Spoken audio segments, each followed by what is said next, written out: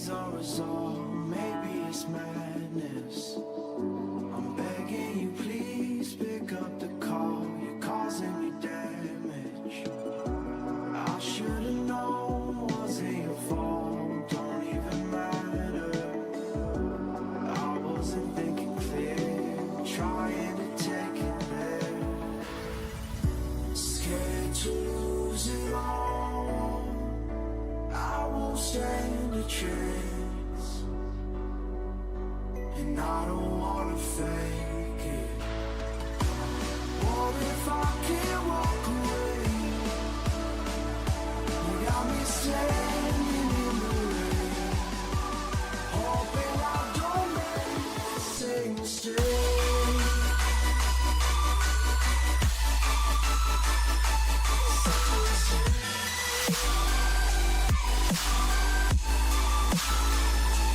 Same mistake.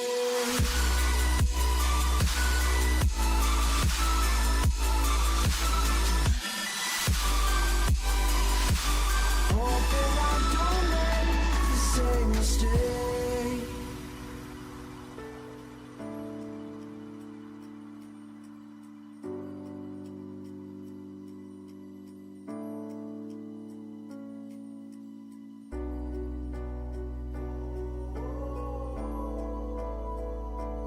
I'm just standing in the rain, hoping I don't make the same mistake.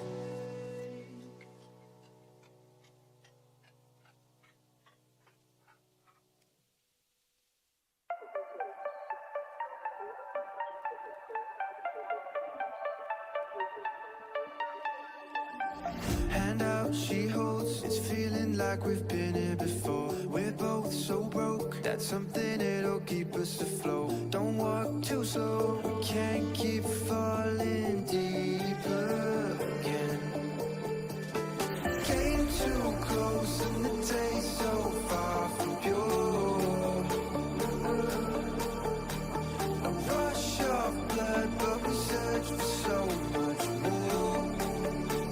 We've all been here before.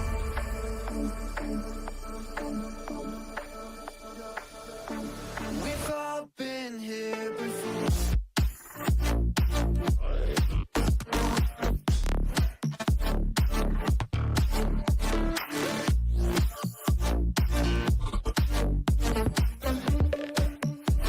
We've all been here before.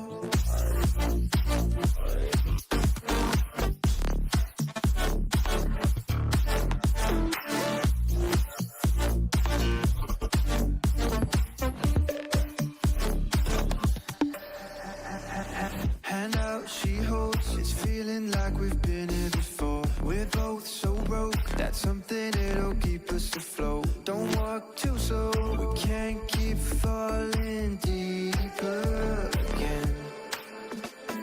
Came too close and the taste so far from pure. A rush of blood, but we search for so much more. We've all been here before.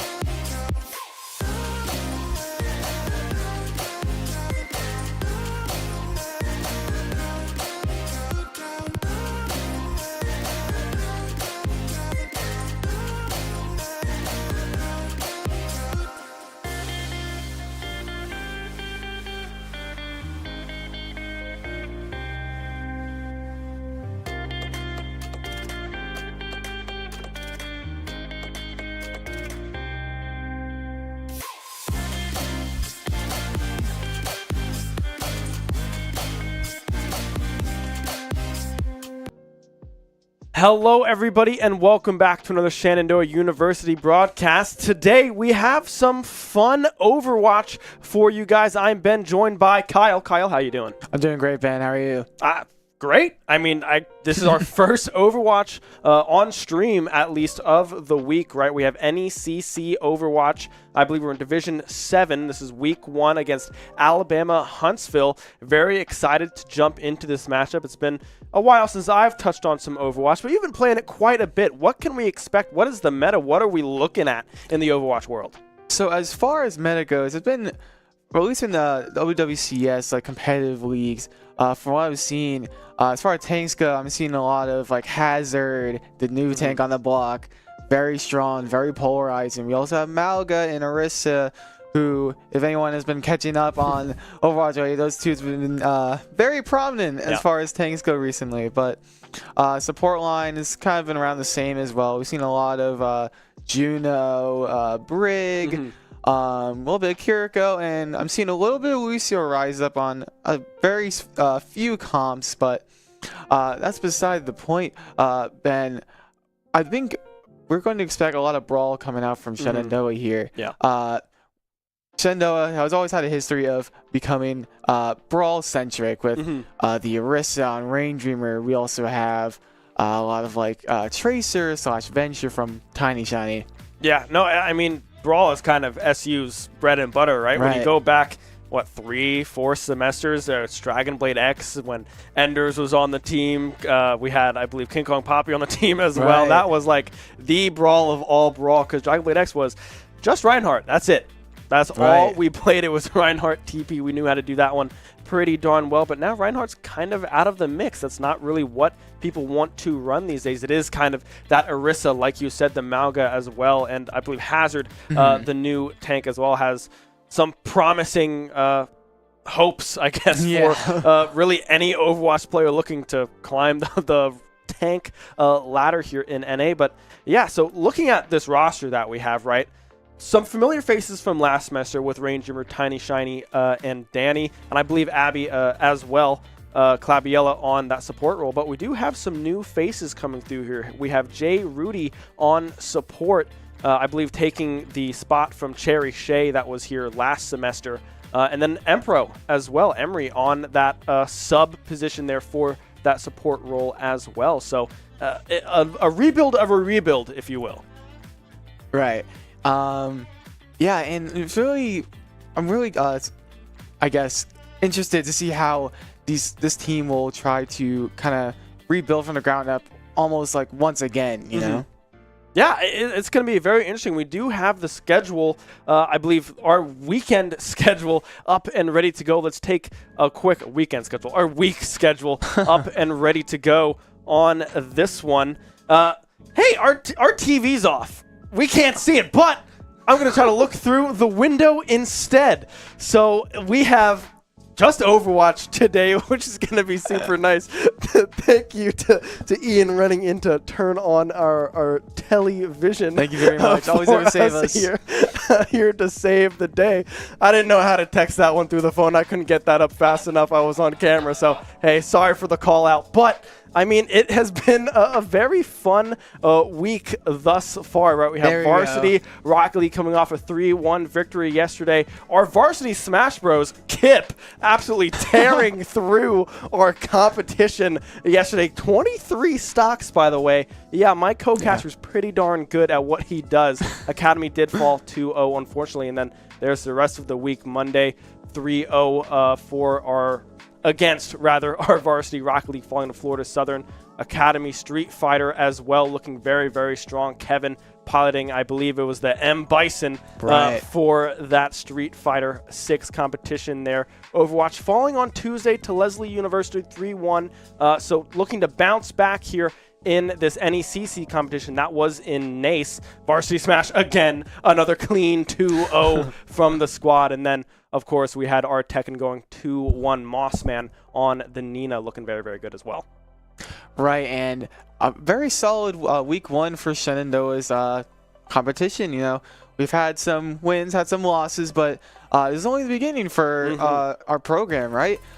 These teams still have a lot of room to grow, a lot of room to improve upon their losses, see what they did wrong, see what they did right, and just sticking with what went right and kind of just improving upon what went wrong.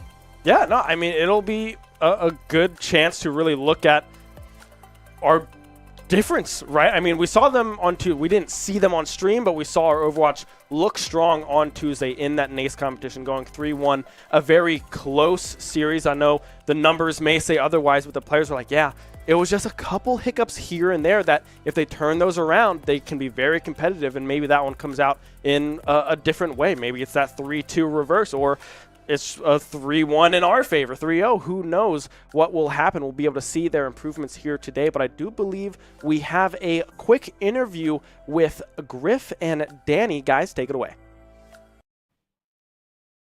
Hello, everybody, and welcome to the Esports Arena here in Winchester, Virginia. I am here live in the Esports Arena where all the action is happening. We're going to get a talk here. I'm Griffin, and I'm joined by Danny, a.k.a. Flames. Danny, how are you feeling? Oh, we're feeling pretty good. First game for NECC. We're trying to see how it goes this season. Wonderful. So I just wanted to come out here and ask you a couple quick questions. I know I've been wanting to know. I know the fans have been wanting to know. So what is this new roster like? I know you guys have gone through a lot of rebuilds here in the past couple of seasons. I just wanted to know what that's taken a toll on you. Yeah, as someone who's kind of new, it's definitely different. Trying to having those people that are role models for you and kind of take positions as you kind of start to come in new helps, but we don't really have that now. We're kind of losing a lot of these players that we've had that have been really involved here, and we're starting with a young team, starting a new season, and we're ready to go. All right, that's a fantastic answer. And I was just wondering, have you had a chance to look at your NECC bracket, your group? Is there any teams that you're like looking forward to facing or have some rivalries with? I think we're kind of going in neutral. We got a new conference this season, so we're kind of looking at some teams we're not used to playing. I think I'm looking forward to play RMU. That's a team from more where I'm from. I'm from Pittsburgh, so it's kind of more around my area. Trying to see where I can get with them, and we'll see how it goes. Wonderful. And I just have one last question. I wanted to know, do you have any like outlasting goals from last season that you're going to look to carry into this season to like kind of build off of?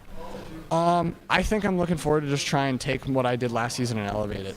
I tried to take as what I could get into now with competitive. I haven't really played much in a while, trying to carry this into PC coming to the first time. And I kind of want to just elevate my game, see how I can go this far this season. I mean, I can't wait to watch. I know everybody out here is ready to watch. We got some fans in the audience. Hope you guys are happy to watch online. But anyway, that's going to do it for us. We're going to send it back to the casters as they're going to wrap it up, and Danny's going to go get warmed up for his game. See you guys later. Thank you, Danny, and thank you, Griff, for bringing us that great interview. But yeah, I mean, hearing from them, they feel good, right? Danny is trying to improve on himself, his own gameplay as well on that Reaper. Very, very strong Reaper player, knows all the angles for that teleport Death Blossom into that backline. I mean, he's had many a play of the game with that one. So yeah, I mean, looking at our team, right? I talked to Tiny Shiny earlier, who is our other DPS player alongside Mr. Danny, their Flames, and they're confident, right? This team that we're going up against at Alabama Huntsville is even in rank with us. Our average rank is pretty close, right? But they feel good about what they were able to show on Tuesday and are feeling very confident coming into this one that they can pull off an SU win here. Right, and here we have our players here just ready to go. We have some of our standings here so far. We have a series record of 2-4. Still trying to build up kind of team cohesion because it's still a fairly new team. Even if one player on the main roster has been swapped out, it still almost feels like you have to change the entire dynamic with that one player being gone. And I feel like for Shenandoah, it's only going to be up from here.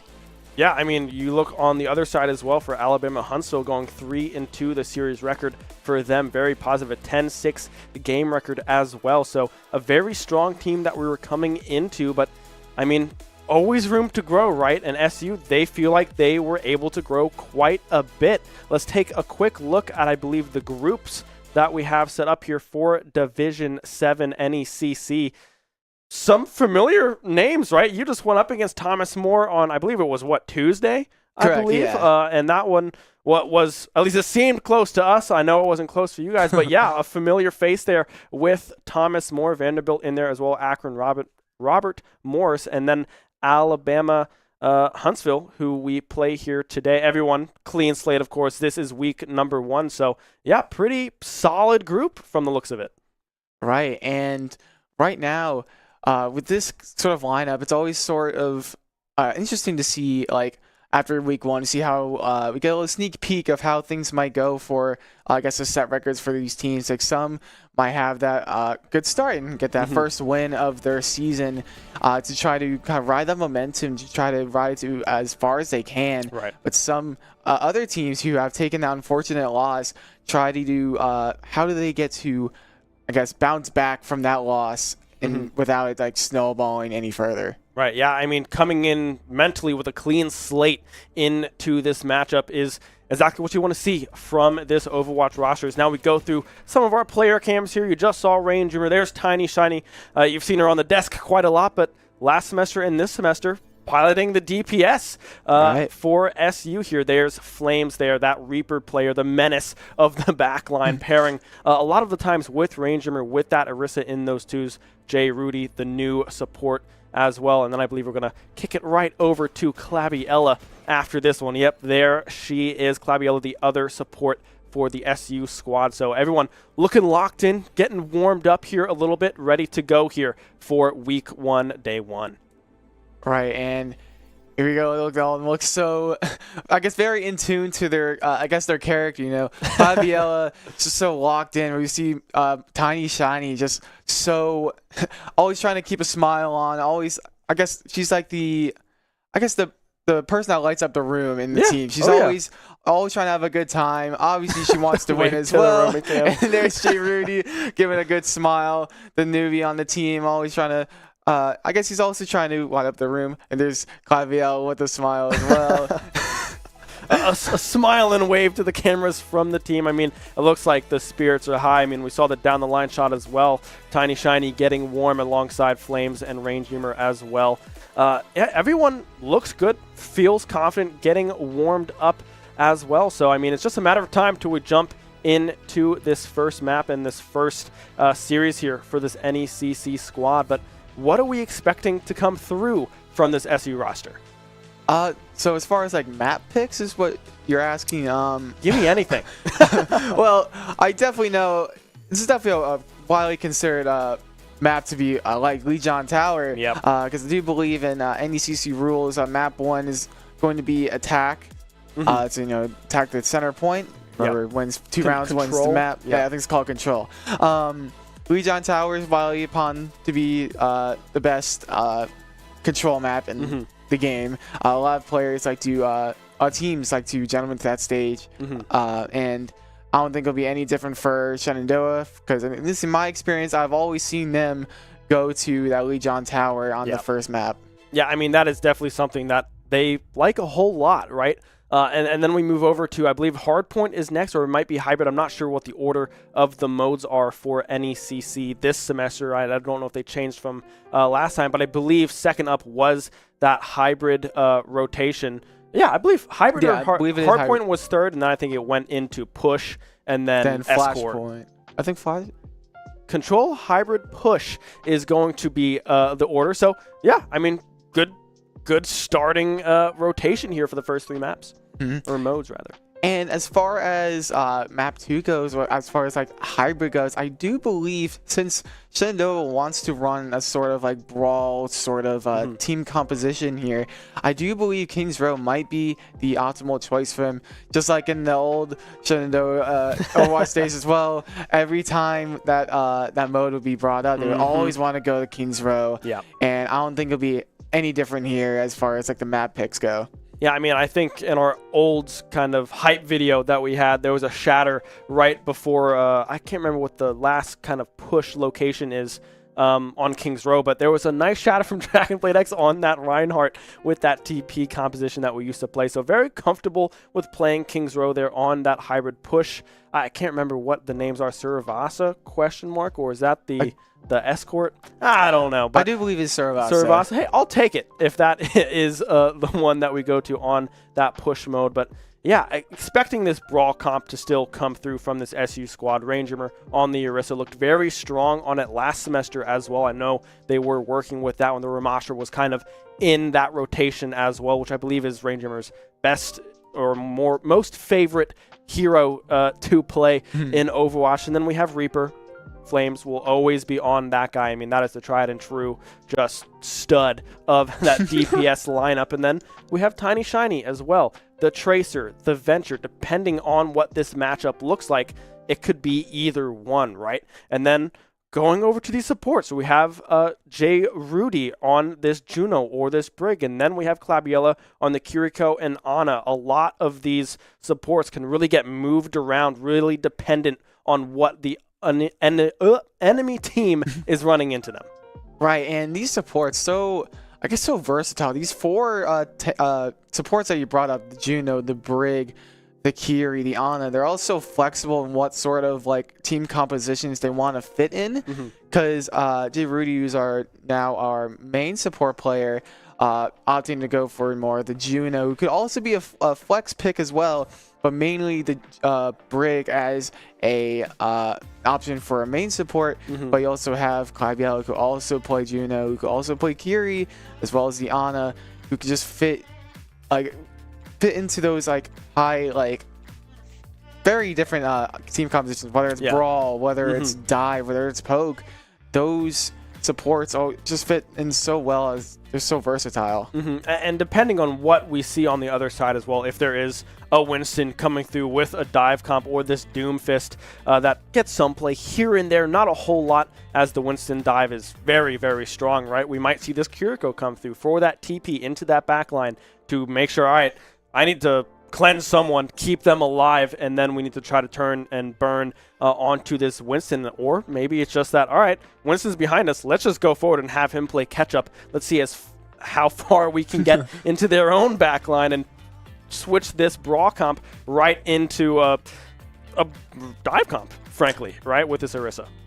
Right, and something I want to bring up, just the composition of the new tank on the block, Hazard. He plays in such a strange way. He almost feels like a mix of like a Brawl tank and like a dive tank, because he has the mobility to get into the backlines and just be a nuisance to the backlines, whether there's supports or there's backline hit scans like the Ashe or a Cassidy. But he also has the sustainability with the block, as well as some good frontline damage output to kind of frontline tank against some other frontline tanks like Malga and Orisa. Yeah, I mean, Hazard does kind of have that best of both worlds kind of balance of damage and survivability and sustainability in a lot of these extended fights, right? And a lot of that is thanks to these support rotations that are really good right now. The Nano from Ana does a whole lot of work if that is put onto Hazard. Frankly, anyone that is dishing out the damage. And then as well as this Juno and Brig, those speed ups, that rally as well from the Brig does so much work for your front line that sometimes it's really hard to blow up 1 or 2 members at a time. It's really that kind of long, extended fights that we see as of late. Right, and I do believe look at these players trying to set up for the first game. Looks like doing some sort of communication, what kind of strategies you're trying to run down, maybe trying to decide the first map to go to in this series against Alabama. And like we said before, it might be Legion, but who knows? With a new team, this could be something completely different. Yeah. But yeah, this is certainly going to be an interesting match. Ben, what do you think? I mean, I think it's going to be close to the very end, right?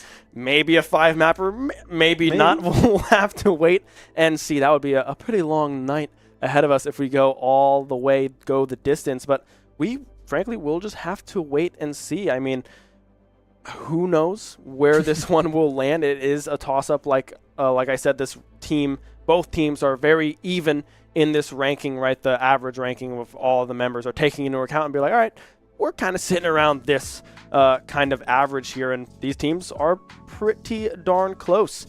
So it's going to be interesting to see if play styles change at all because of the evenness, or if a curveball gets thrown in there that SU or Alabama Huntsville is not expecting, and forcing out these hero swaps. I know Tiny Shiny has a very good knowledge of map layout. I know last semester there was a flank that she was going for that just barely got snuffed out to some loud stomping from Clabiella. I believe I think you might remember the play that I'm talking. I don't know if it was on push, and it was like overtime trying to get a flank with pulse bomb, and then Tiny Shiny just got blown to smithereens because they heard a little stomp from the Juno behind Tiny Shiny. But yeah, so that is maybe the same kind of game plan that Tiny Shiny is going for, is that kind of backline access,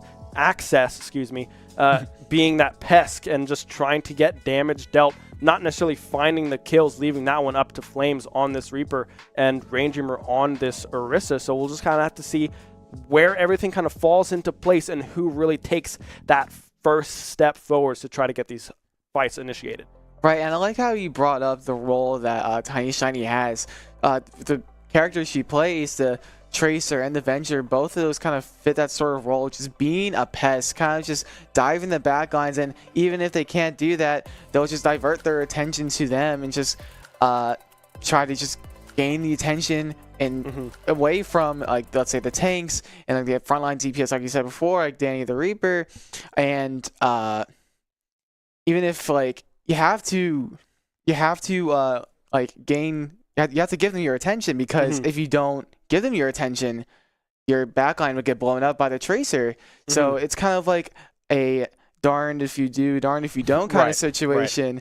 But we just got word that the first map on this series will be the Lijiang Tower, like we expected, you know? Yeah. I mean, the Lijiang, tried and true. Everyone loves that map. It's really easy to love, frankly. I mean, it has very good sights to go on. I believe that's Command Tower there in the middle, or Command Zone, and then I think it's Gardens is the other area that we often go to second here. So it'll be interesting to see how this one gets played out. A lot of small chokeholds in this map. We're going through one here right now. This is the entry on one side of the map here. So some hallways, some flank angles here with this kind of balcony positioning for Tiny Shiny as well. But with these close quarters, a Reaper does pretty darn well paired up with that Orisa. A Javelin into, frankly, anything might one-shot a backline member depending on who it hits. So it'll be close quarters combat for the most part going into Lijiang Tower. Right, and yeah, like you said, this might be the first point of this map here. And yeah, I do like how you mentioned how in, I guess, the control center portion of it has a lot of like tight quarters, which is perfect for like a Reaper, like you mentioned, Danny. But with a map more like Garden, it might be more open, more angles, but also not as many tight spaces, which might force Danny on the Reaper to maybe swap to an Ashe that he has in his back pocket, as he's been experimenting with a little bit more heroes to work with to kind of fit more of that role. And I do have some gameplay here, so we do have the tried and true. We have the Orisa, the Tracer, the Reaper, the Ana, and the Juno versus much more Brawl archetype as well. We do have Malga, Juno, Ilari, which is something that I was not expecting personally, and the Genji and Cassidy. Yeah, the Cassidy coming through a very strong hit scan. Flames going low. Tiny Shiny still getting a lot of chip damage onto these backline members. Able to find two, strike falling on the Malga. The Cassidy going down as well. Stopping the cap coming through, and now it will be the first take for SU. Right, as those points are racking up, even if they do kind of find themselves at like a stalemate, that is more than favorable for Shenandoah, because they will, the percentage will keep racking up and racking up, and like trying to get some nice pokes, but pokes a little too far, peeks a little too far up front and gets dinged by Captep the Cassidy. Yeah, already we can see Tiny Shiny trying to get in that backline strike off the map. The SD, Tiny Shiny, able to find one on the backside. The Genji will fall, and now is up to J. Rudy, Tiny Shiny as well. Fabiella finding a kill. The Pulse Bomb on to the Alari will find the kill. The team wipe for SU. Right, a very unfortunate series of events for UAH. Strike just charging a little too far, jumping off the map. Very unfortunate, and it kind of just snowballed into the rest of the team losing that team fight with Tiny Shiny using that Pulse Bomb to take out the Alari. And Tiny Shiny again in this backline, just trying to just get this chip poke damage onto these backline members, forcing the attention to be brought away from the main threats. I mean, Flames has that Death Blossom up and available. Rain Dreamer with the Terror Surge, and Fabiella with the Nano Terror Surge coming out. The Death Blossom as well in tow. Finds one. Tiny Shiny on the backside, finding two of her own. The supports are gone, and now it's just up to one lonely Genji, but you can't do a whole lot in the face of the Hornets. Right, and I love that ult combo coming out from Rain Dreamer and Flames. We do see, like, this team kind of have like a duo system, right? We do have Rain Dreamer and Flames kind of working together as a way to kind of combo their ults together with the Terror Surge and the Death Blossom, but unfortunately the charge from the Malga is CC immune, so the Sea Dart did not do anything, but they are trapped in the cage, and there is no escape once you're stuck in there. Yeah, I mean, a good re-engage coming through there from Alabama. Huntsville will be able to stop the full 100-0 cap in favor of SU, but look at these ult points. I mean, Keptep does have that high noon up and available. The Alari has the ultimate ready as well, but Fabiella still holding on to that Nano for that perfect opportunity to find that back line, or really that front line power onto the Ursa. Tiny Shiny very close to having the Pulse Bomb. Flames very close to that Death Blossom, as well as now SU looks to try to re-enter the site. The totem is gone, and now everyone on Alabama Huntsville is getting pushed out of the site. The Alari will fall. Lullaby, the Juno gone as well. Keptep able to find one in response with the high noon, but with a purple Amalga, there's not a whole lot you can do. Right, and some really well-placed coordination from Shenandoah, but also having a little bit of an ult advantage as well. They had Death Blossom, they had Nano, they had just about almost everything they had to their disposal to take that first round of this map, while UAH, I believe they only had the high noon and the Captive Sun as well. Yeah, and the Alari, I don't believe, was able to ult in that fight. Keptep was able to find an angle towards the back end of that skirmish, but was only able to find one, and by the time that happened, Keptep's team was already gone. I mean, a great first control point there coming through from SU. Everyone seemed perfectly in sync with their ultimates, with the timers, with the plays that they were going for, as now we open up into point number 2. Keptep now on this Sojourn, as well as the Genji swapping over to this Tracer as well. Everything else staying the same on the side of UAH. Let's see if this change is what they needed. Right, and I really like this DPS swap, because this, for a lot of Overwatch 2's lifespan, this, I guess, DPS duo has always been so reliable, right? Sojourn slowly creeping back into the meta with those recent buffs, and Opal Bison getting taken out by Tiny Shiny, but here we go, Strike getting purpled, not gonna survive. There's no way to cleanse that if you don't have a Kiriko on your team, so if you're on the side of UAH, it's gonna be very hard to kind of deal with Malga's sustainability when he's just getting purpled all the time. Yeah, I mean, that's the strength of Ana, frankly. That purple is so gosh darn oppressive that it works very, very well. I mean, we can already see the Tracer getting low as well. J. Rudy will go down. Keptep able to find that kill. And now it's a Tracer 1v1. Who wins this one? The recall coming through. Looks like they're just going to go separate ways. Yeah, be like, all right, that was fun. I am now just going to run away. There goes the Malga. Strike going purple, but Rain Dreamer has already fallen. The Terror Surge was up and available, but they will just fall back, reset, regroup, and go for this retake. Right, and the ults are starting to build up. We do have Terror Surge, we have the Nano and Blossom and Orbital are both starting to build up. We do have the cage fight as well as the pulse on the side of UAH. We do have the overclock slowly building up from Keptep. Yeah, Flames is about to have that Death Blossom up and available as well. Keptep able to find one. Tiny Shiny goes down. Clabiella soon to follow will do so. The supports on the side of SU are gone. No ultimates used, however. If you can save those up, you might have 5 ults entering this next fight. Rainjimmer will fall on the back end of that fight. Tracer able to chase that one down, but now 5 ults to 2 on the, or 3, excuse me, on the side of UAHSU. This is a fight that you should be able to win. Right, if you're on the side of Shenandoah, to get out of this position, you will have to use most of those ults, but you don't have to use all of them because support ults in this game are just so impactful, and it's really not wise to say to use both of them in a single team fight because, like I said, they're both so impactful. The orbital ray, like mentioned, with the damage boost, powering Flames with the Death Blossom and the Terra Surge. That's what I'm talking about, Danny.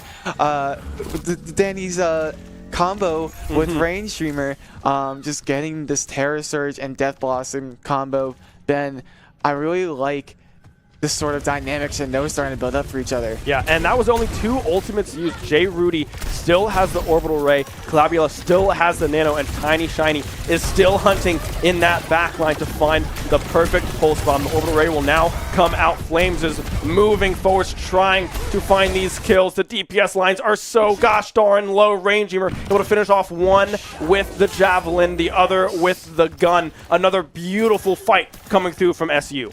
Right, and we also see from UAH that they've had a Kiriko for quite some time now, and I feel like that is the wise choice in this scenario here because that Ana is just so pesky, so tricky to deal with when you don't have a Kiriko to cleanse the purple anti-nade, which Malika relies on Tiny Shiny getting that very impactful pulse bomb on Keptep, who has been a thorn on their side for quite some time now. Are they going to get that Juno pick? No, they get the health pack, but maybe they are. And here we go, Tiny Shiny getting that second pick, getting the third one on Opal Bison. While Danny pushes it up, and they take their first map of this series. Ben, what a great showing. Yeah, I mean, look at, you already see the smiles. Rainjimmer having a blast, but that last fight, Tiny Shiny took so much attention away. The Juno was not healing. You couldn't. You were just trying to stay alive. Tiny Shiny was just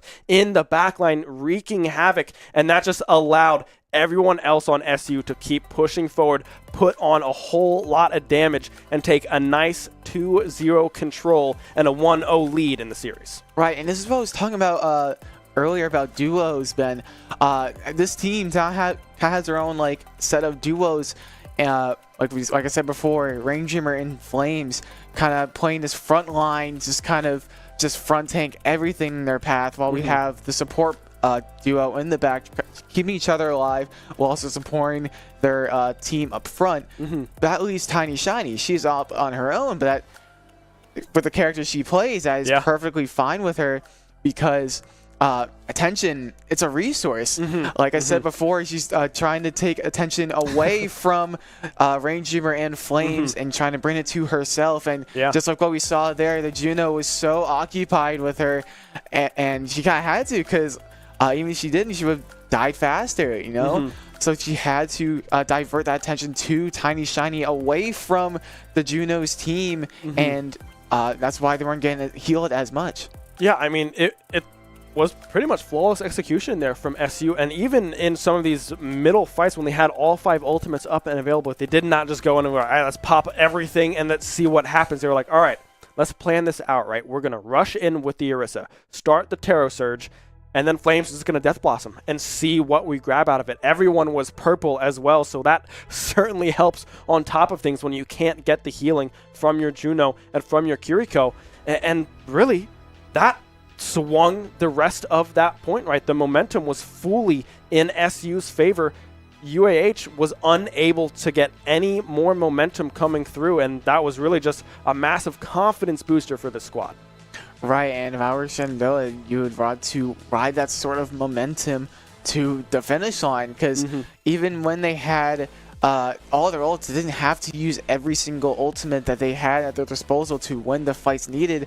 Like I said before, during that round 2 of the map 1, they had like 5 ultimates at one point, and to win the fight they only needed 2. I think it was only the Death Boss and the Terror Surge, like the frontline duo, just doing their thing, just trying to take the hits for everyone and just kind of deal the most damage as well. Yeah, I love this kind of duo mindset that they're kind of coming in with a lot of these things. I know we've touched on it a lot, but it works so gosh darn well, especially with that frontline duo, with that Reaper and with that Orisa. I mean, those ultimates are just hand in hand, right? I mean, you do a bunch of AoE damage with that Death Blossom, and Orisa pulls them all close. I mean, it's pretty much a big group hug for SU at least, and everyone else just kind of gets blown to oblivion from Flames' Reaper. And it looks like we are going into hybrid here, I believe. Correct me if I'm wrong. Eichenwald is the map of choice here coming through from UAH. Yeah, and Eichenwald, that seems to be another Shenandoah classic on the side of hybrid. It's a pretty uphill map, because after the first point, from first point to second point, you are constantly going uphill, trying to traverse through that high ground. And with the kind of compositions that Shenandoah likes to go for, this might be a struggle for them for that kind of brawl comp, because they like to be very up close, and with the amount of high ground, there's a lot of angles that you need to take. So we'll have to see how this goes, as this was the other team's UAH's map pick here. We saw, this might be a different sort of pace changer for them as well, because they might not have to go for that brawl comp anymore. Maybe a poke comp, maybe like a Sigma, or maybe a different tank to try to just kind of poke and just slow things down, because Shenandoah, they look almost like a steamroll. It's almost impossible to stop them, but I do like this map choice, trying to try to slow them down. And this might be a time where we see the hit scans come through. We might see that Ashe, especially after that first point is taken, because there is that kind of high ground bridge that you can play off of halfway till you get to that first push point when you capture that first control point here on Eichenwald. So maybe this is kind of that Ashe angle for SU. They are still hovering that Reaper, so maybe they will go with what worked last time. We do see a Kiriko instead of the Ana. Never mind, we're going to go right back to the Ana. It is the exact same team. We're going to run it back here for SU, frankly, possibly till it breaks. Right, if it ain't broke, don't fix it. And right now is not broken. But UAH, they're trying to fix their sort of team comp right now. Still kind of brawl-like with the Zarya and Symmetra, but we also have a little bit of poke coming out from Echo. Very versatile character with the copy. However, ultimate needs to be, I guess, used in whatever situation needed. If you need more healing, you can swap a Kiriko and try to build up that very impactful Kitsune rush. And here we go, trying to get some sustain going with this kind of very close quarters first map with that big choke under the bridge. It's going to be very hard for the defense to try to get through this. And you do see the Zarya trying to get through, and Danny not quite shooting the Zarya, the Echo out of the sky, but that's where we have Tiny Shiny to finish the job when Flames was trying to reload and trying to just be a thorn on the side. Even if Tracer can't get those meaningful hits from afar, she can still apply that sort of DPS passive where the person applied by the DPS passive get less healing. Yeah, we do see the switch off of the Echo into this Mei. We'll be able to find one into the backline. Clabiella will go down. The Zarya as well. Strike pushing forwards, finding the kill onto Rain Dreamer will finally fall, and now it might be the point in favor of UAH. The contest coming through from Tiny Shiny, trying to get as much time in their favor as they can. I mean, there's J. Rudy able to find one. That is the backline of UAH down and gone. They might have been able to save this first point. The Zarya trying to keep anyone alive that they can, but Flames are going to be able to find two, and Rain Dreamer with a Javelin, we're able to finish the job. Wow, and there we go. It's just a great play from Shenandoah's rookie, Jay Rudy, swinging the tide of this fight, taking out both supports in a single torpedo. What looked like an unwinnable fight from that point will turn into a one fight. And we do see Opal Bison swapping to May. Try to just lean more into that brawl archetype as Zarya likes to play very brawl-like. Oh my goodness, amazing Death Blossom, Danny, with the orbital ray. Yeah, Wow. I was just about to talk about the swap from Keptep and onto the Sojin, and I saw all of the health bars just eviscerate. Right. And I was like, what on earth just happened? I mean, a huge Death Blossom coming through from Flames, just racking up so much damage with the orbital ray as well. But now Tiny Shiny behind enemy lines. Pulse Bomb in hand. Will they be able to find one? The Pulse Bomb won't come out just yet. Don't want to toss it onto that Kiriko because that cleanse does provide just a little bit of invulnerability, or invincibility rather. So you want to try to find the right angle. The Javelin coming through. The Pulse Bomb was used but was not able to find a target and stick to it. And now here comes Strike on the Zarya, trying to find the correct angle. The gravity field will come through, but won't be able to find any purchase. Keptep able to find one in the backside. Claviella going down. The jab will connect. We have the Tarot Surge up and available. Will be knocked down, but the wall was so clutch on the side of UAH, keeping everybody alive. And getting that one last support pick before Ranger gets down. Just try to slow down UAH a little bit, but since Ranger is on defense, she's going to have a long way back with how slow Orisa is, not having much mobility, only having a little bit more mobility with the Javelin spin. But I do want to bring attention to the attention aspect I brought up earlier, Ben, because that applies to Zarya. That's pretty much the entire game plan. Whenever attention's on her, she wants to bubble, because whenever you shoot those bubbles, she gets that charge, which lets her do much more damage to kind of shred those tanks. That's why she's seen as a counter to Orisa, as they're both frontline tanks, and Orisa is so good at just bullying other tanks with her cooldowns. But Zarya, with her bubbles, she can't really get bullied, and when the bubbles are set up, she's kind of forced to just ignore her. And I love this bubble usage coming from Strike, just trying to apply it to the more, like, I guess, teammates that can serve a lot of impact with their ultimates, like the Lullaby and Keptep, who have always been a thorn in the side for the side of Shenandoah. Yeah, the Nano up and available for Claviella as well. Flames did just get that Death Blossom offline. Jay Rudy with the Orbital Ray as well, but Tiny Shiny about 14 seconds-ish away from... Oh, well, there goes the Death Blossom. Keptep is gone. The Zarya to follow. Strike out of commission. The Blizzard was used by the May at the last second, so that ultimate will be down and out. A huge cooldown off the board, and maybe it was just for that swap, as the Genji will be picked up for UAH. Right, and that's not a good look if you are on the side of UAH, because Blizzard's such an impactful ultimate. If you basically just pop that on the point, you're guaranteed to get at least a few people frozen and basically eliminated from this next fight. And getting the sleep reflected, Opal Bison, incredible reactions dealing with the dive on Claviella. And Shenandoah down one support, but with this amount of like staggering going on, this is kind of a little bit of a stalemate. Flames getting the pick on Opal Bison. Claviella should have more than enough time to make it back. Yeah, look at these ults. 3 ultimates up and available for both sides. We have the Terror Surge up and ready to go yet again. The Rockets coming through as well. They're trying to find the Lullaby on this Juno, on this backside. Keptep, meanwhile, finding the solo kill. Well, a little assist from Lullaby as well onto Tiny Shiny there in that backside. And now here comes the fight. The Terror Surge, excuse me, that was not the Terror Surge. That is a big black hole from Zarya. And there's the Terror Surge brought down, finds 2. The supports out of the way, but Keptep and Opal Bison will be able to keep UAH in the fight and keep this push going. Right, and it's hard to say whether or not they'll have enough time to reach the second point without another touch coming from Shenandoah, as they all, here we go, Danny on Reaper, trying to see if he can set up another touch going, giving Shenandoah another fighting chance before UH gets more time on the clock to push this payload.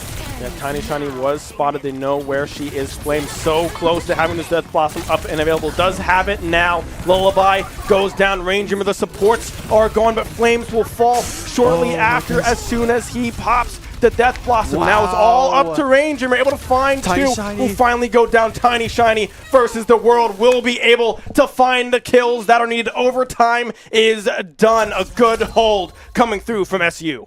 Wow, just so many ups and downs in that fight, Ben. So many, like, just a roller coaster of emotions. We saw picks left and right. It started with Tiny Shiny getting that oh so important pick. Look at that sigh of relief coming from Tiny Shiny. Look at all the work she put in, starting the line of eliminations with that very impactful Juno pick in the back line. She was so stressed out, but she can finally take a breath knowing that they got a good start in this map 1. Also finishing the fight with the final elimination on Ketep. Yeah, I mean, that was a very back and forth fight there. I mean, Flames just ticked over to have that Death Blossom available. Pops it immediately, but the Kitsune Rush assists with taking down that Reaper before too much damage can be dealt. But Rain Dreamer on the backside of that fight, taking down 2 before Keptep is finally able to take out the Orisa, was a massive, because then that just left a 1v1. It was a Sojourn versus a Tracer. And frankly, it's Tiny Shiny's Tracer. It's pretty darn hard to catch, and Tiny Shiny was able to come up with the kill with the team fight win. And SU looking very, very strong here coming in to their attacking side for map number 2. Right, and we do see some team swaps going on here. Cladwell is swapping for the Kiriko, having a little bit of had enough of getting died from the enemy Genji, and UH swapping to Cassie from Sojourn for Keptep. Cassie, so it's a very consistent character, a very basic game plan. You just shoot heads and you get those flashbangs. It's basically almost like a mini nuke, just basically 75 damage, but also can be used to, I guess, slow down faster characters like Tiny Shiny on the Tracer to kind of slow her down, as try to get a better way of just tracking her down. But you also do see Strike opting for Sigma. Finally, we get a tank that is not really opted for a more Brawl archetype. Sigma much more poke oriented, a lot of sustain with his cooldowns, but sometimes it's a little too much, sometimes happens too fast, which Shenandoah is all about. They love that speed. They want to just kind of just run over the competition, try to just kind of take them out before they even realize what's going on. You can see Tiny Shiny laughing down in the bottom corner of your screen. Keptep tried to roll in at the very last second to get that contest on that point. It ticked over, was captured, and Keptep was blown up immediately. Keptep does have that high noon up and available, so if they can find an angle, that can do some serious damage. Clabiella on the Kiriko as well will have to use their cleanse to perfection to keep everyone alive from that one. The spear off the edge. Opal Bison is now in a very tough spot. We'll be able to stay alive. Keptep barely alive as well. Will finally go down. Flames able to find that one. Javelins getting thrown left and right. A switch over to the Diva for Strike as well, trying to come back to this dive composition with this Juno, with that speed boost that she provides. The Kitsune Rush is up and available. The wall not working in UAH's favor. Baby Diva does go down. Clabiella able to wrap that one up. Gift wrapped it practically. The cleanse coming through as well, but SU is pushing so hard right now onto the second point. There goes the Terror Surge, the Death Blossom as well, able to find everybody on UAH, and now they just have to keep this push going. Not for much longer. Ranger are pushing people off of the site. Contested 1.5 meters to go. Baby Diva won't be able to find it there. Oh, it does not go. The orbital ray coming through instead from Lullaby, but now pushed off the site. SU able to win map number 2. Right, and such a strong showing from Shenandoah. Especially that map too. On that offense, they look nearly untouchable. And here we go. Flames play the game with the Reaper. Much deserved with the amazing ult combinations with that Nano and that Death Blossom just shredding through the tanks. And you see him poking the supports as well, getting 4 in that team fight while on defense. Yeah, I mean, that was just another very clean map coming through from SU on that hybrid. They stuck with the same stuff minus that slight switch off of that Ana onto that Kiriko, and it worked very, very well. Was very good at counteracting any high news, any backline damage that was going to come through from that Diva switch from Strike as well. And the Kitsunes, perfectly timed as well. They did exactly what they had to do, pushing forwards that offensive power that this Brawl comp provides. And then it was just Rainjummer and Flames again, that frontline duo with that Terror Surge, with that Death Blossom just wreaking havoc.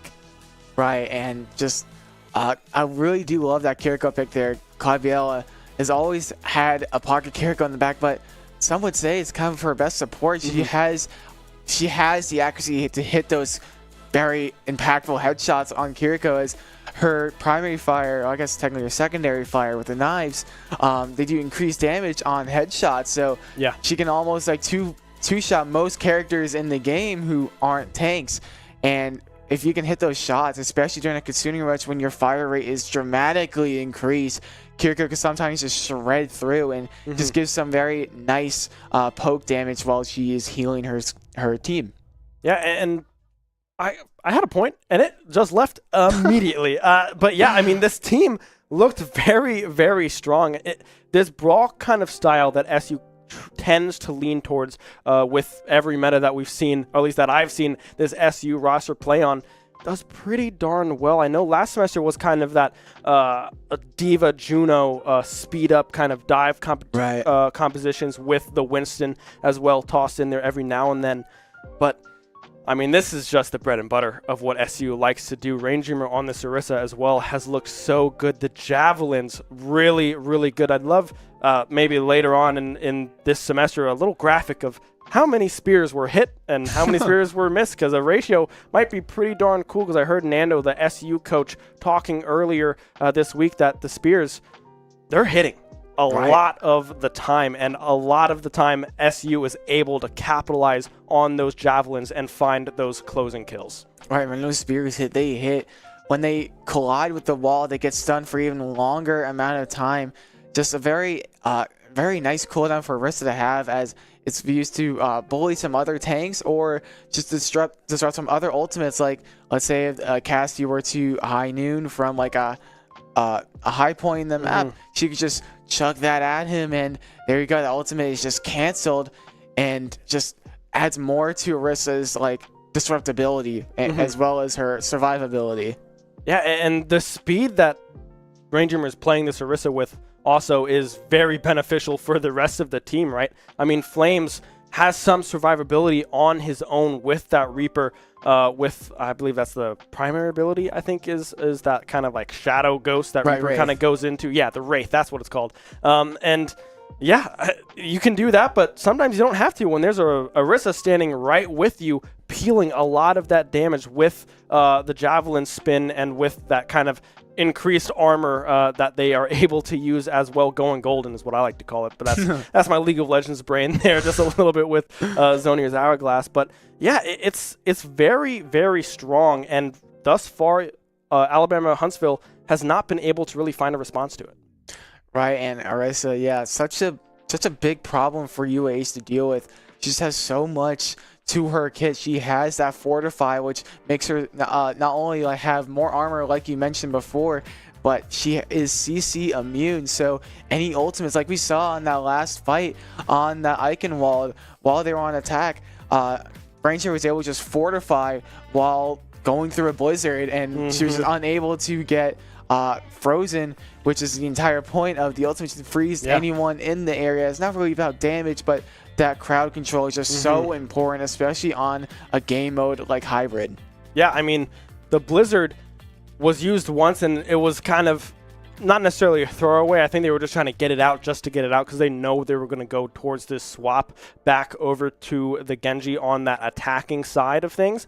But on the other side, they weren't able to find that value out of that Blizzard. The Mei a couple times walling off the D.Va, trying to escape, leaving Baby D.Va all by themselves. And SU was able to capitalize on some of those slight slip-ups here. We see the team back in the chairs, smiles on the faces. I mean, Jay Rudy absolutely locked in as per usual, Tiny Shiny as well. But yeah, this team is looking darn near impossible to stop right now. Right, and I do want to shed some light to Jay Rudy, the rookie on this team. He has put in so much work in the past couple of weeks to kind of bring himself up to the level of standard to this squad. And correct me if I'm wrong, he was also a player for our team's League of Legends team back in the day. And here he is now playing Overwatch. So that speaks to me that he's a very versatile player and almost like a quick learner as well. He has been rising through the ranks during his time in the team as well. And we do see, I believe that is Suravasa on that push for map 3. Yeah, push the third mode here in our 5-mode system. That NECC Esperanza, is the map coming through.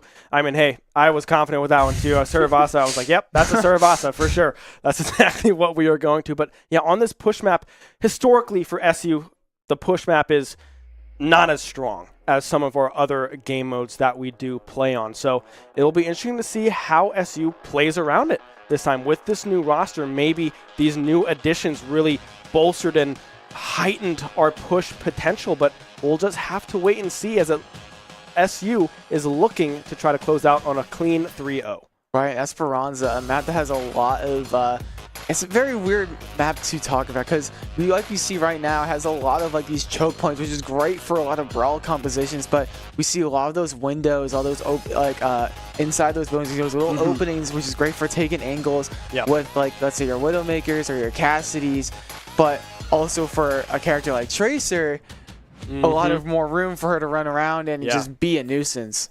Yeah, there's a lot of flank potential in this map. I mean, what we just flew through is a tiny little corridor that I forget exists every time I play this map, right? So there's 100%, if I'm in the game, a Tracer to get towards the back line, but we'll see if UAH is able to keep an eye on that flank angle. And frankly, if Tiny Shiny is able to get to that backside like she has been able to do so all series long, it could spell disaster and a 3-0 in favor of the Hornets.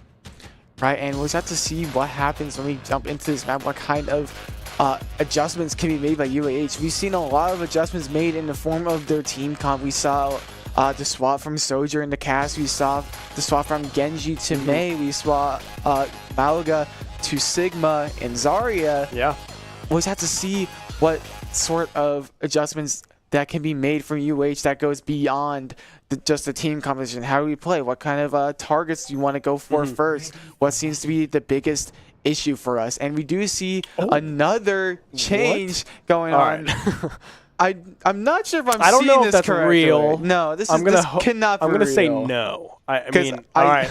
Switches are coming through. Currently, I see Tiny Shiny on the Torbjorn. I saw back. Clavia on the Mercy. Thankfully, she has swapped off of Mercy to the Ana, and UH opting for a much more different composition, again, with the Brawl, but a little bit of sneakiness as well with the dive DPS. Kept up on the Sombra. That is a character you don't see very often at this level of competition, and Opal Bison sticking to the Trident, shoot Genji, and strike another Brawl tank, Junker Queen. Man, this character is something else. Just a very oppressive character to deal with in the front line, just very annoying to deal with, and if you're in the back lines, because of the knife throw to pull you in with the axe combo, and the sustainability with her shout and her adrenaline rush passive. And we do see Alfie swapping from the Kiriko to the Brig to kind of act as a sort of bodyguard to the Juno. Yeah, it's going to be Keptep. Oh, Clabiella able to find one on the backside here as well. Clabiella already on top of Keptep onto this Sombra, trying to get away. Will just barely be able to do so. Clabiella does get killed in the meantime, but look at Flames, the TP up top, trying to find the angle. Jay Rudy able to find Lullaby, the Juno 1v1 going SU's way for the first time tonight. But yeah, I mean, right now Keptep struggling to get behind these enemy lines.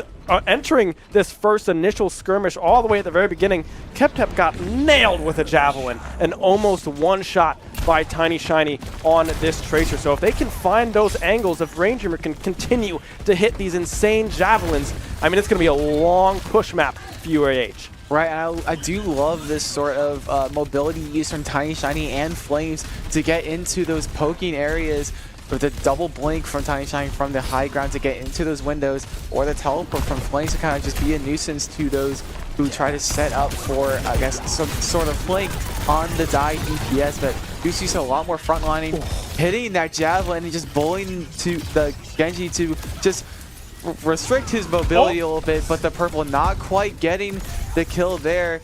But we do see a lot more sustainability. The ults are building up like the orbals on both sides. We also have the pulse, and we do see the orbital coming from the Terror Surge. Oh, but man. Death Blossom combo with the poop is not enough. That will be 3 kills from the side of the Flames Range Dreamer duo. Tiny Shiny taking out Opal Bison as well. Now it's only KepTep, but where is he? Sombra is such a very tricky character to find, sometimes more tricky to track down than Tracer, because at least with Tracer you can somewhat see her when she's like, flipping around, but Sombra, she likes to go invisible when she's not seen by the other team. We do see the orbital coming from J. Rudy, but we also still have the Nano on deck, but Opal Bison going down.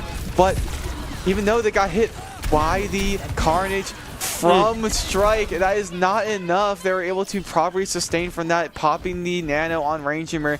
Are we going to get a full cap here right away? I mean, it looks like it could potentially be a full cap. Strike swapping over to the Sigma. Opal Blossom does have the Dragon Blade up and available. KepTep onto the Sojourn as well, but no abilities on the side of SU is up and available. The Dragon Blade will be pulled from the sheath. Flames going down, the first one to fall to the sword. KepTep following up with 2 kills of their own. SU pushed back, held at bay. The full cap will not come through just yet. 6.5 minutes to go on this push, and a whole lot of ground to cover for Alabama Huntsville. Right, and UA showing a little bit of signs of life with that fight one.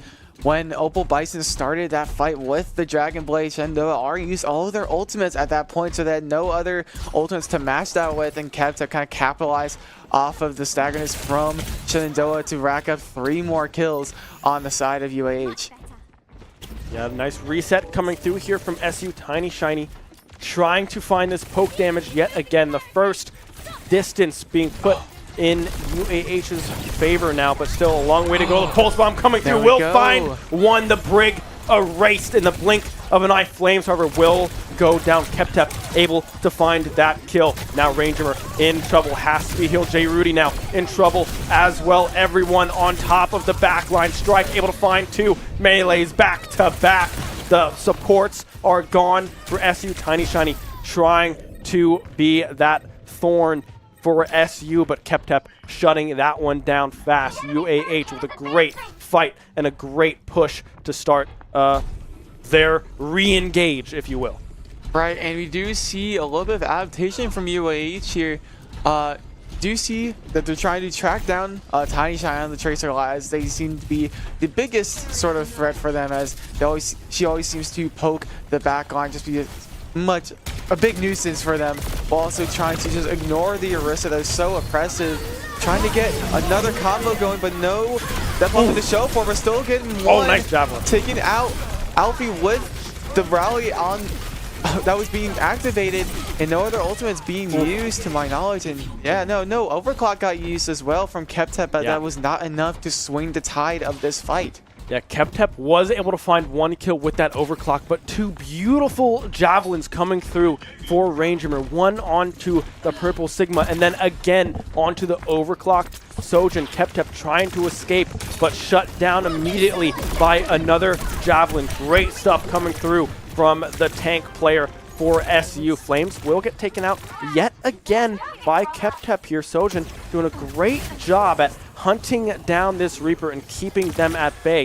Death Blossom up and available. J. Rudy has the Orbital Ray as well, with very critical ultimates on the way for SU. But on the same side, UAH, that Dragon Blade is almost back and ready to unsheath.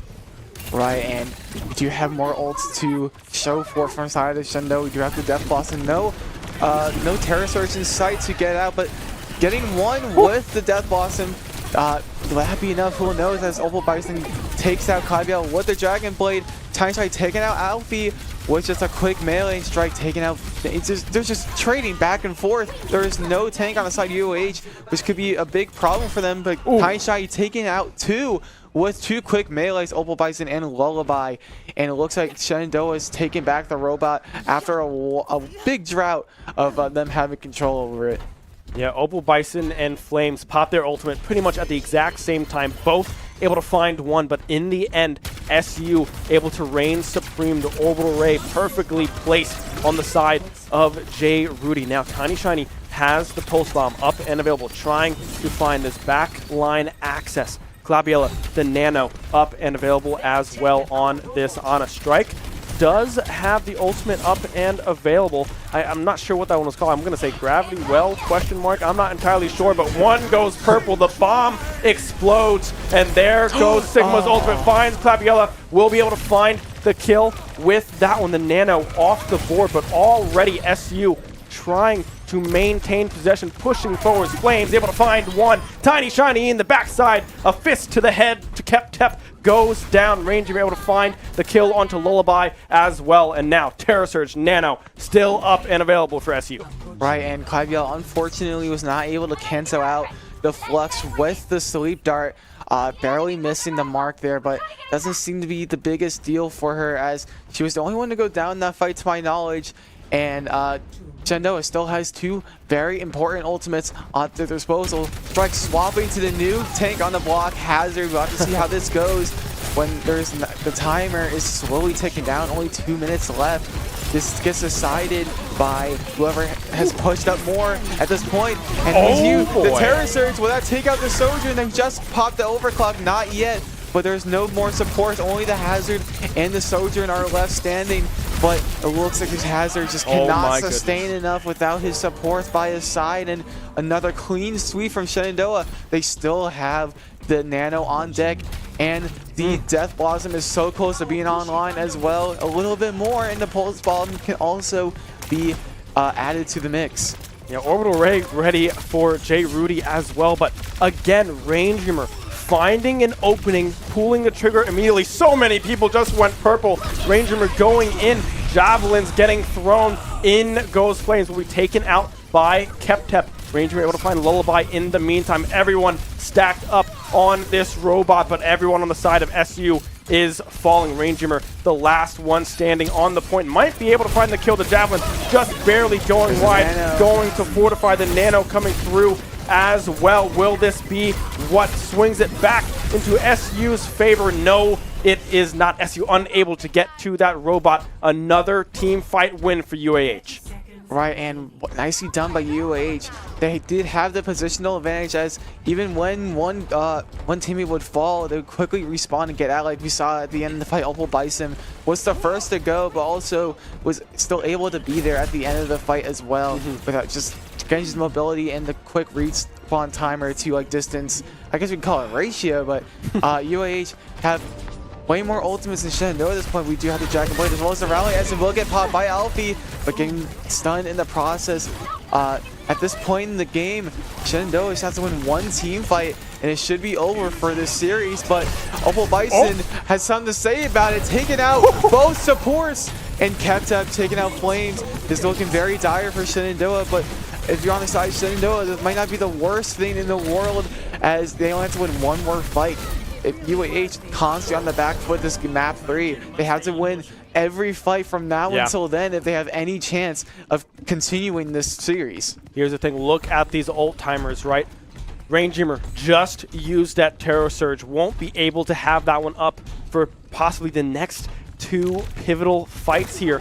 Kep 3% away from having that overclock up and available. TinyShiny is the closest on the side of SU to having that Pulse Bomb, still about 25% away. It's going to have to be a huge play coming through from this SU squad to keep this push from going true. Kep, the overclock popped, unable to find anything with it. Opal Bison going dangerously low, will be almost taken out. It's going to be the javelin to Alfie. Instead, the supports are gone on the side of Alabama Huntsville. Now everyone gets erased from the face of the earth. The pulse bomb strikes true, and SU hold on with a clean 3-0. Very convincing indeed, and look at the vibes from the team. Very well done, fist bumps all around. We do see the fruits of their labor coming into fruition as they all are very happy about their victory. See Kyle hitting a little dance in the back. Very exciting. Opal Bison getting to play the game of this map 3 with what gave them the momentum to keep going in this last push that they had this map 3. And then, even though it might have been a 3-0, UH still had a decent showing as well as far as just trying to stay alive in this team fights as well as the series, just trying to gain as much momentum as they can. But like I said before, Shenandoah, they're like a steamroller, right? They try to get so fast, just roll over the competition. And once they get going, it's almost like a snowball. You can hardly stop them. Yeah, I mean, the momentum was there. The synergy especially was there from every single member of this SU squad. I mean, Raindreamer and Flames were really just taking over some of these very pivotal fights in these 3 maps that we saw. I mean, we saw Terror Surge come up, we saw Death Blossom come up, and we went, all right, we're going to hit the go button in about 5 seconds, right? And all hell will break loose. And frankly, it did, and it looked pretty darn good from that frontline duo. Right, and like you said before, just hitting the gas. That's all that Shenandoah, that's what they like to do best, and that is what they do best. Yeah. They love just stepping the gas, almost no brakes attached to it. Once you get going, there's no stopping them once they get their momentum. They just love their duo composition. I love that the Raindreamer was Flames, the Terror Surge plus the Death Blossom. We do see the very potent and just ironclad defense from the supports, Clabiel and Jay Rudy, the newcomer who I want to give more attention to as he has constantly just been putting in the work, like I mentioned before, putting in the work as well as kind of adapting to how this team functions. Yeah, it's really, that looked pretty darn clean, right? And everyone on the side of SU looked really good, but on the side of Alabama Huntsville as well, I mean, huge props to Opal Bison and Keptep. The 2 DPSs looked very, very strong for Alabama Huntsville. Strike as well, Lullaby, Alfie on those supports as well. Everyone looked pretty darn strong. They were finding answers here and there to this Orisa comp that SU was running, but then SU was able to adapt in time fast enough and really get those ultimate combinations back ready and available, and then go again with seemingly the same but kind of tweaked strategy. And that's a lot thanks to Tiny Shiny with taking a lot of the attention off of that backside as well. I mean, it was really, really hard for the backline of Alabama Huntsville to really play the game. Right, and like I said before, attention is a resource, right? Just Tiny Shine constantly just being a nuisance to the backline, just taking their attention away from the supports, away from their tanks and DPSs to kind of just sustain the team while they have to deal with this Trace who's a near like unhittable target to deal with.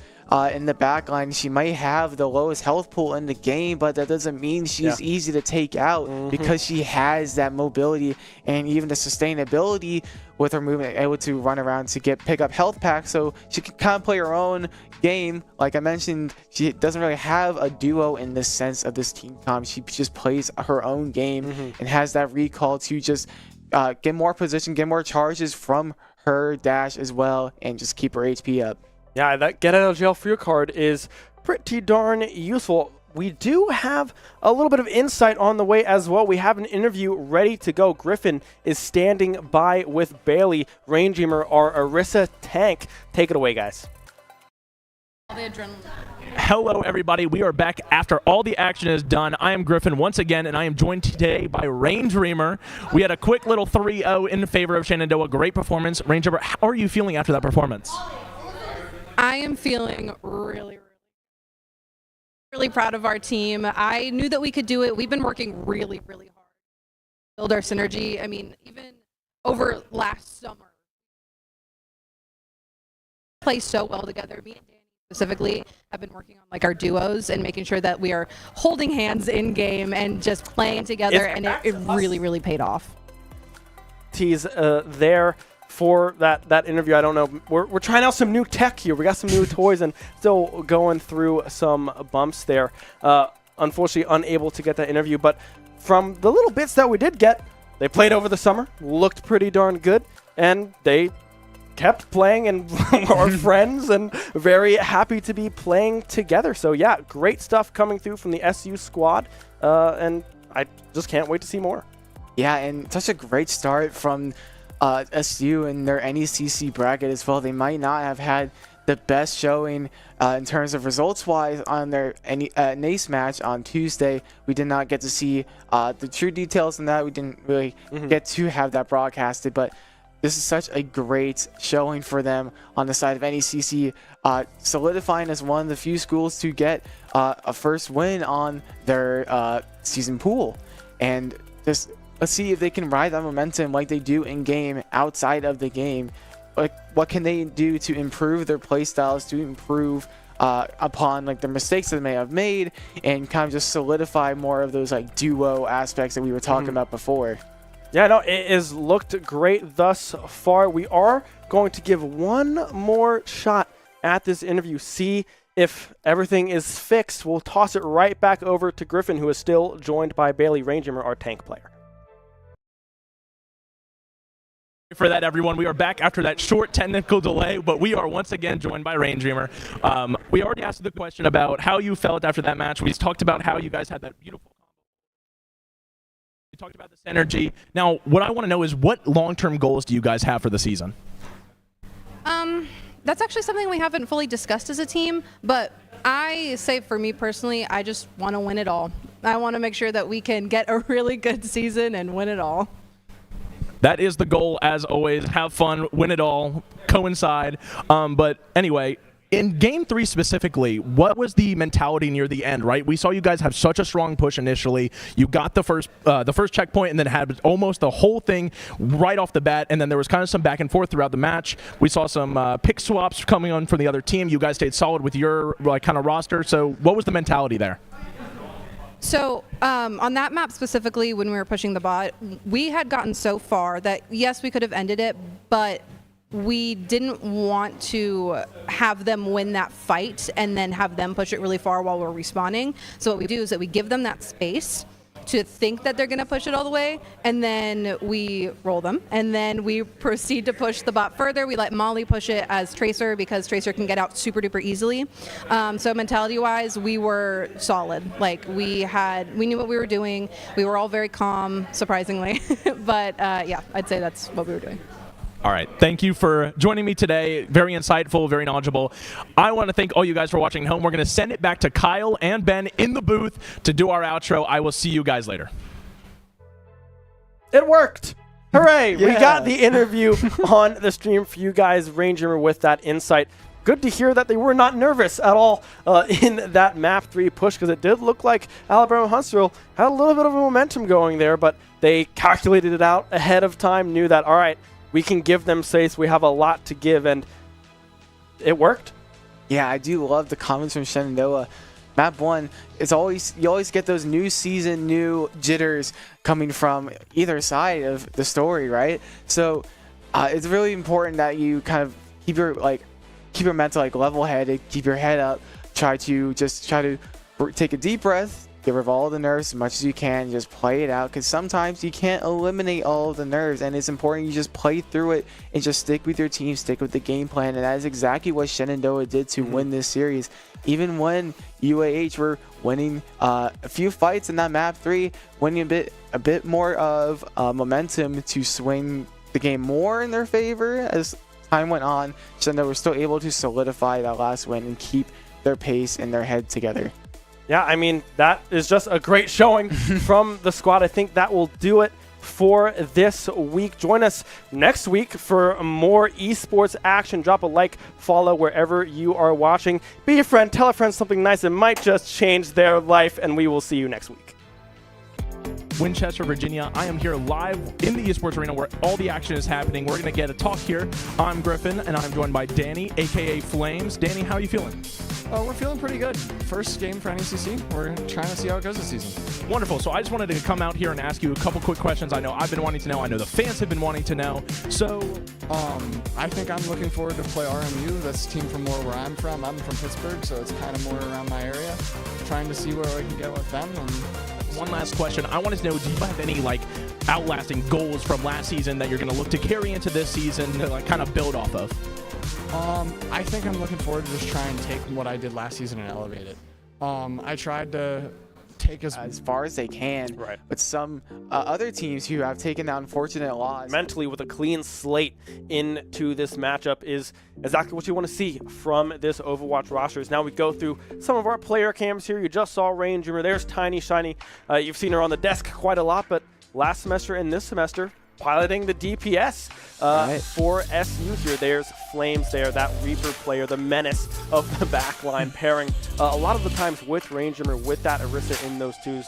Jay Rudy, the new support as well. And then I believe we're going to kick it right over to Claviella after this one. Yep, there she is, Claviella, the other support for the SU squad. So everyone looking locked in.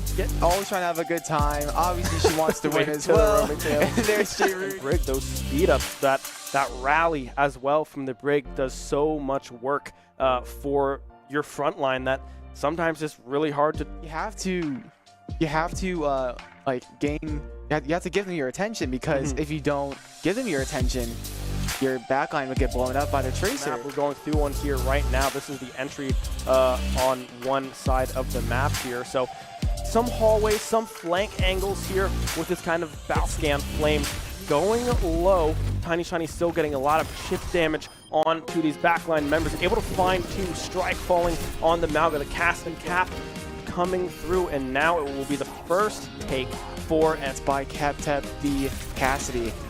Now already we can see Tiny Shiny trying to get in that backline. Strike off the map. The SD Tiny Shiny Fabiola with the Nano Terror Surge coming out. The Death Blossom as well in tow. Finds one. Tiny Shiny on the backside, finding two of her own. The supports are gone. A good re-engage coming through there from Alabama. Huntsville will re-enter the site. The totem is gone, and now everyone on Alabama Huntsville is getting pushed out of the site. The Ilaria will fall. Right, and some really well-placed coordination from Shy. There's no way to cleanse that if you don't have a cure going on your team. The Malga Strike going purple, but Rain Dreamer has already fallen. The most so impactful, the Orbital Ray. like mentioned, with the damage boost, powering Flames with the Death Blossom and the Terror Surge. That's what I'm talking about, Danny. Danny's combo with Rain Streamer, just getting this. The perfect pulse bomb. The Orbital Ray will now come out. Flames is moving forwards, trying to find these kills. The DPS lines are so gosh darn low. Rain Dreamer. Anti-nade, which Malga relies on Tiny Shiny to get the health pack, but maybe they are. And here we go, Tiny Shiny getting that second pick, getting the third one on Opal Bison. Well, Danny pushes it up, and they take their first map of this series. At least, and everyone else just kind of gets blown to oblivion from Flames' Reaper. And it looks like we are going into hybrid here, I believe. Correct me if I'm wrong, Eichenwald. Your different tank to try to just kind of poke, just slow things down. Because Shenandoah, they look almost like a steamroll. It's almost impossible to stop them by passive, where the person applied by DPS passive get less healing. Yeah, we do see the switch off of the Echo into this May. We'll be able to find one in the back to get as much time in their favor as they can. I mean, there's Jay Rudy able to find one. That is the back line of UAH down and gone. They might have been able to save this first point. The Zarya trying to keep anyone alive that they can, but Flame's going to be able to find two. And Ranger with a jab into May. Try to just lean more into that Brawl archetype, as Zarya likes to play very Brawl-like. Oh my goodness, amazing Death Blossom. Danny with the Orbital Ray. Fabiola going down, the jab will connect. We have the Tarot Surge up and available. Will be knocked down, but the wall was so clutch. And getting that one last support pick before Ranger gets down. Away from, well, there goes the Death Blossom. Kept is gone. The Zarya to follow. Strike out of commission. The Blizzard was used by the Mei at the last second, so that ultimate will be down. And now here comes the fight. The Terror Surge, excuse me, that was not the Terror Surge. That is a big black hole from Zarya. And there's the Terror Surge brought down, finds two.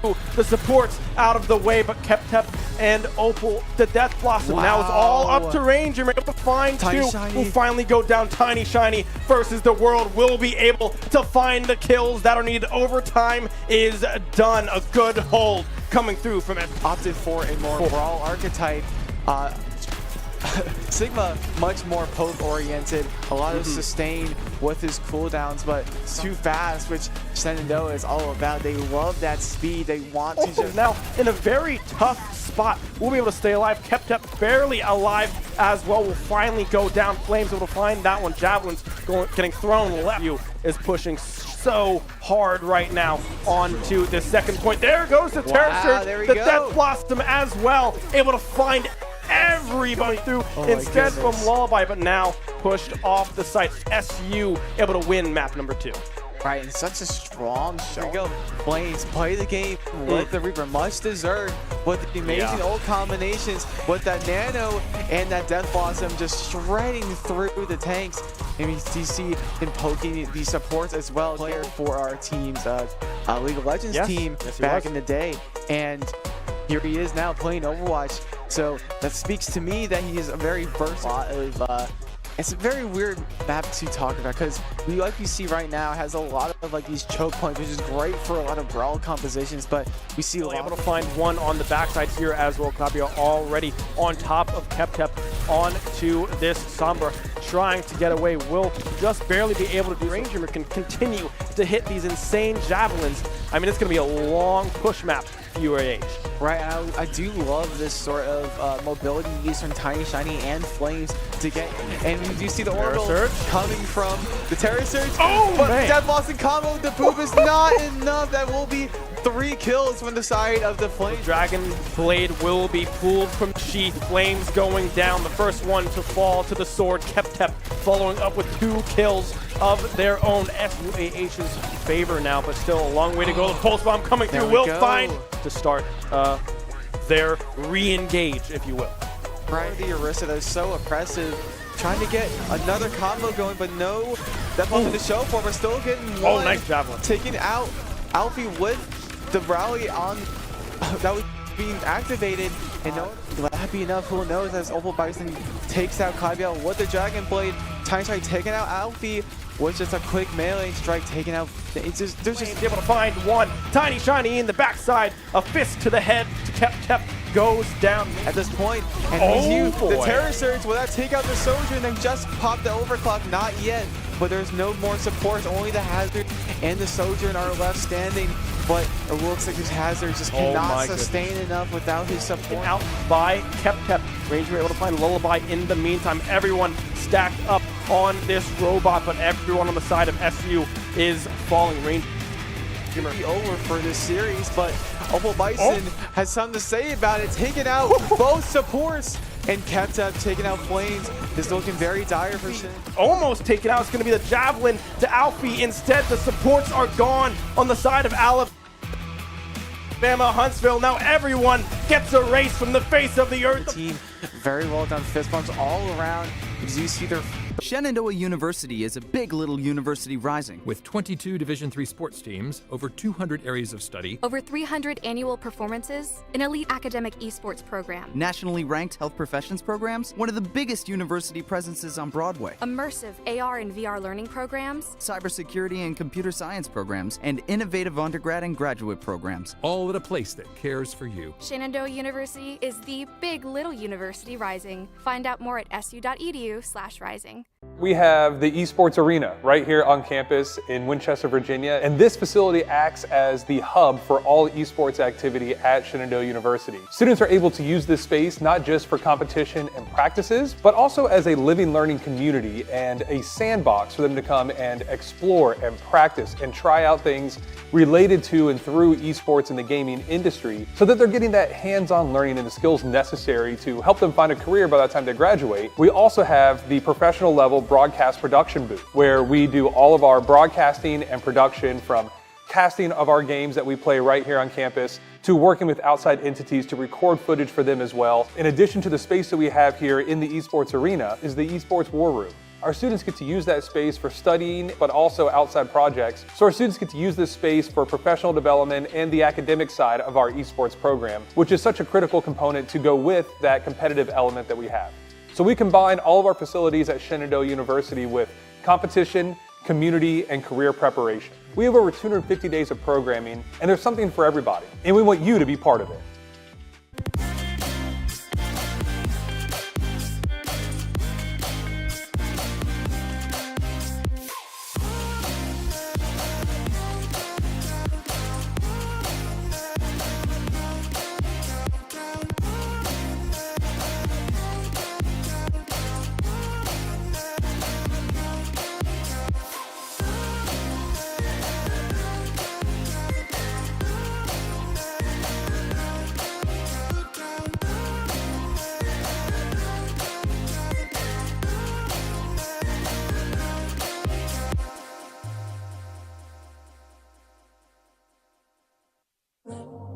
Me and my